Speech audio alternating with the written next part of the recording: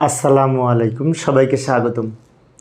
হিসাব বিজ্ঞান দ্বিতীয় পত্রের এই যে সপ্তম অধ্যায় সম্পর্কিত মজুরি ও বেতন বিবরণী সংক্রান্ত বরিশাল বোর্ড 2022 সালে যে সৃজনশীল প্রশ্নটি এসেছিল, ওই প্রশ্নটির সঠিক সমাধানের জন্য তোমাদের সাথে আছি আমি মোহাম্মদ সিরাজুল ইসলাম। চলো শুরু করা যাক। প্রথমে প্রশ্নটা দেখে নিই। প্রশ্নে কি বলা আছে, এই যে এখানে একটি বিশাল উদ্দীপকটা অনেক বড় দেখে মনে হলেও অঙ্ক কিন্তু সহজ। কারণ এইখানে যে তথ্যগুলি আছে, এই তথ্যের মধ্যে কিছু উপার্জন, কিছু কর্তন। তো এই অঙ্কে সমান সমান দেয়া আছে। এই প্রথমেই যেমন মূল বেতন, বাসা ভাড়া, চিকিৎসা ভাতা, ওভারটাইম, এই চারটা হচ্ছে উপার্জন এবং ওভারটাইমের টাকাও এখানে দেওয়া আছে। ওভারটাইমের টাকা বের করার দরকার নেই, তাহলে অনেক সহজ না।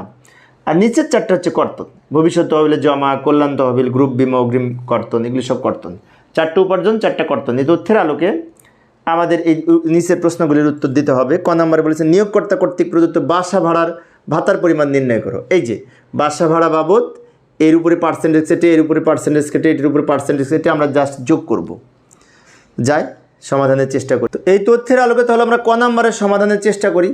এই যে ক নম্বরের সমাধানের জন্য আমরা এইভাবে ছক অঙ্কন করতে পারি। বাড়ি ভাড়ার পরিমাণ নির্ণয়। প্রথমে এই যে বাড়ি, এটা নির্ণয় করার জন্য যেটুকু দরকার উদ্দীপকের সেই অংশটুকু উপরে লিখে রেখেছি। এটা দেখে দেখে আমরা নিচে সমাধান করব। প্রথমে লিখবে যে কামালের বাড়ি ভাড়া কত হবে, এই 18,000 গুণ 45%। অনেক সহজ না? 18,000 গুণ 45% সমান হিসেব করে হবে 8,100 টাকা। আমরা ক্যালকুলেটর ব্যবহার করে করব।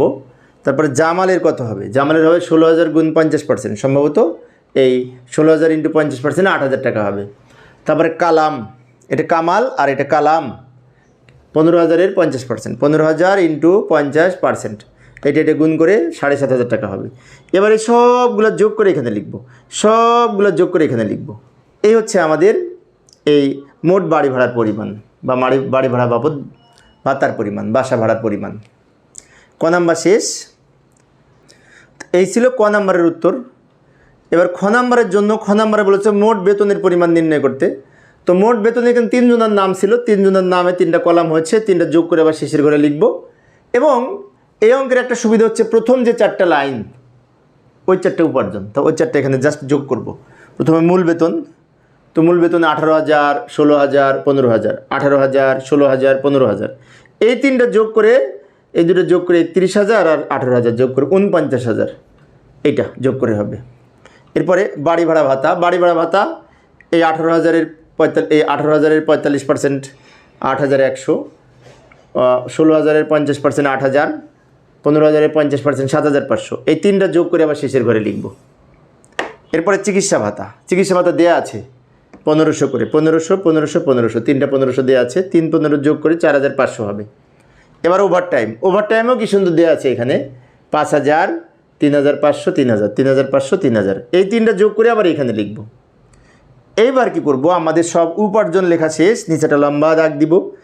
এই 4টা যোগ করে এখানে লিখব, মোট বেতন, এই 4টা যোগ করে এখানে লিখব, এই 4টা যোগ করে এখানে লিখব, এই 4টা যোগ করে এখানে লিখব, নিচে ডাবল দাগ দিয়ে দিব। এটা হচ্ছে আমাদের মোট বেতন, উপার্জন মোট। এবার এই মোট বেতন থেকে আমাদের কর্তন সমূহ বিয়োগ হবে। গ নাম্বারে নিট মজুর বেতন নির্ণয় করতে বলেছে। তো প্রথমে এটা তুলে নিব।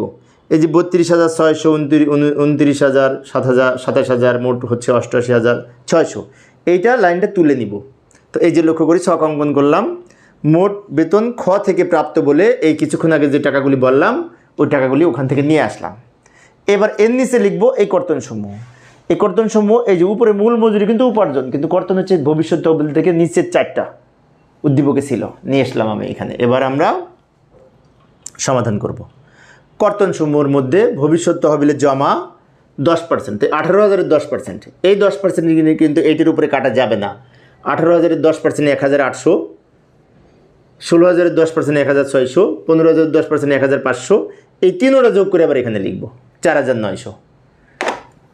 এরপরে কল্যাণ তহবিলে জমা 300 টাকা, 250, 200, 300 টাকা, 250 টাকা, 200 টাকা, এই 3টা যোগ করে এখানে লিখব। অনেক সহজ, কিন্তু খেয়াল রাখতে হবে।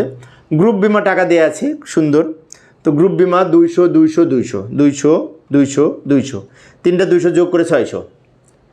অগ্রিম কর্তন এখানেও টাকা দেওয়া আছে 1,900, 600, 1,900, 600, সব যোগ করে এই 2500। এবার এখানে দাগ দিব। এই 4টা যোগ করে এখানে লিখব, এই 4টা যোগ করে এখানে লিখব, এই 4টা যোগ করে এখানে লিখব, এই 4টা যোগ করে এখানে লিখব। এবং এইটা হচ্ছে এই মোট কর্তন, এটা হচ্ছে মোট কর্তন, এর নিচে একটা দাগ দিব। এখন আমাদের এই হচ্ছে হলুদ কালার দিয়ে লিখেছি, এটা মোট উপার্জন, খ থেকে নিয়ে এসেছি। আর গ নাম্বারে কর্তন সমূহ যোগ করে আমরা এই লাইনটা পেলাম। এবার আমরা নিট মজুরি বেতন নির্ণয় করার সময় মোট উপার্জন থেকে মোট কর্তন বিয়োগ করবো, অর্থাৎ এইটা থেকে এটা বিয়োগ করবো। এই যে আমি সূত্রটা লিখে দিলাম, নিট বেতন সমান মোট উপার্জন মাইনাস মোট কর্তন। তো মোট উপার্জন এইটা, মোট কর্তন এইটা, তো এইটা মাইনাস এইটা পাবো, এইটা মাইনাস এইটা, এই নিচেরটা পাবো, এইটা থেকে এটা বিয়োগ করে এটা পাবো, এটা থেকে এটা বিয়োগ করে এই টাকাটা পাবো, এবং নিচে ডাবল দাগ দিয়ে দিব। এটা হচ্ছে নিট মজুরি। কিভাবে পেলাম?